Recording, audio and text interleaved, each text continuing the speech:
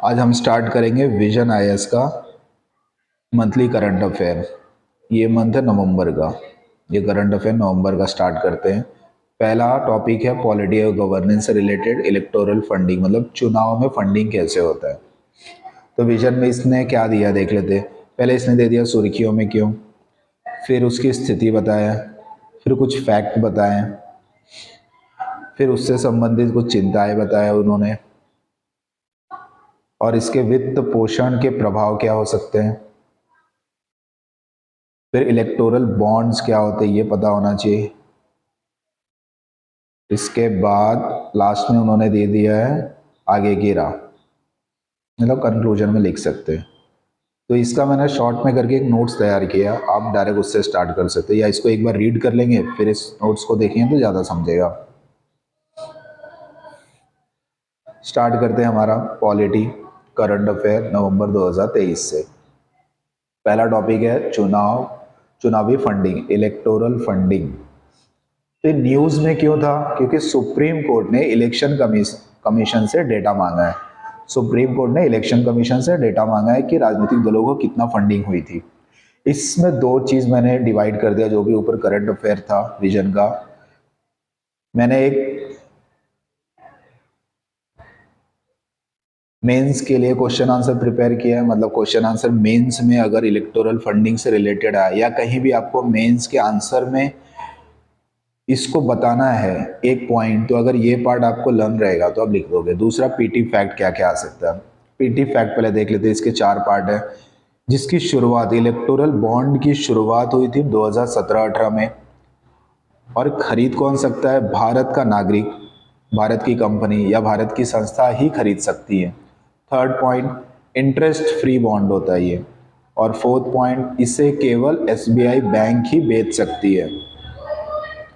Mains में देखते क्या लिख सकते हैं हम लोग। मेंस में आंसर राइटिंग हो सकता है जिससे संबंधित चिंताएं।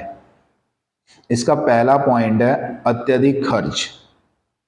सबसे पहला पॉइंट अत्यधिक खर्च। 2019 का जो लोकसभा चुनाव हुआ वह सबसे महंगा चुनाव था, जिसमें 50 से 60 हजार करोड़ खर्च किए गए थे। तो अत्यधिक खर्च से समस्या क्या हो जाएगी कि वो सेकंड पॉइंट में आपको देखने मिलेगा, जिससे अवसर की समानता कम हो जाती है। कैसे? छोटे राजनीतिक दल एवं स्वतंत्र उम्मीदवारों को चुनाव में भाग लेने से रोकता है। क्यों? क्योंकि जब इतना खर्चा करना होगा तो जो छोटे राजनीतिक दल है वो सर्वाइव नहीं कर पाएंगे, और स्वतंत्र उम्मीदवार तो भूल ही जाइए। थर्ड पॉइंट समस्या क्या हो सकती है, कॉरपोरेट और राजनीतिक दलों का गठजोड़। कैसे होता है, कोई भी बड़ी कंपनी वो राजनीतिक दल को फंडिंग करेंगे ताकि वो इलेक्शन जीते। यदि ये इलेक्शन जीत जाते हैं, चुनाव जीत जाते हैं, तो अब इनकी पॉलिसी क्या होगी, जो अगले साल पॉलिसी बनाई जाएगी वो उनके कंपनी को लाभ पहुंचाने से रिलेटेड हो सकती है, जो सबसे बड़ी समस्या निकल के आ सकती है। हाँ, इलेक्टोरल फंडिंग के कुछ लाभ भी हैं, वो देख लेते हैं।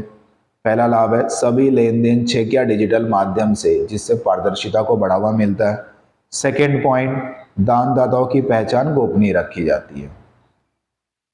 फिर हम कंक्लूजन में क्या लिख सकते हैं, चुनावों की राज्य द्वारा फंडिंग, ये बोला था इंद्रजीत गुप्ता समिति 1998 में।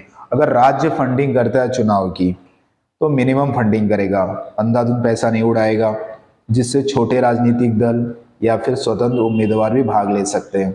सेकंड, जो दान दे रहा है उसका विवरण आरटीआई के अंडर में लाना, कौन कितना पैसा दे रहा है ये सबको पता होना चाहिए, नहीं तो फिर वही ब्लैक मनी इसमें यूज होगा। और ये फ्रांस, जर्मनी, यूएसए, जापान आदि देश में फॉलो किया जाता है। तो हमने देख लिया स्टार्टिंग में ये विजन का पूरा करंट अफेयर है, पहला टॉपिक, जिसको मैंने एक शॉर्ट नोट पढ़ के बनाया, जिसमें मेंस से रिलेटेड कुछ पॉइंट और पीटी से रिलेटेड कुछ पॉइंट निकाले।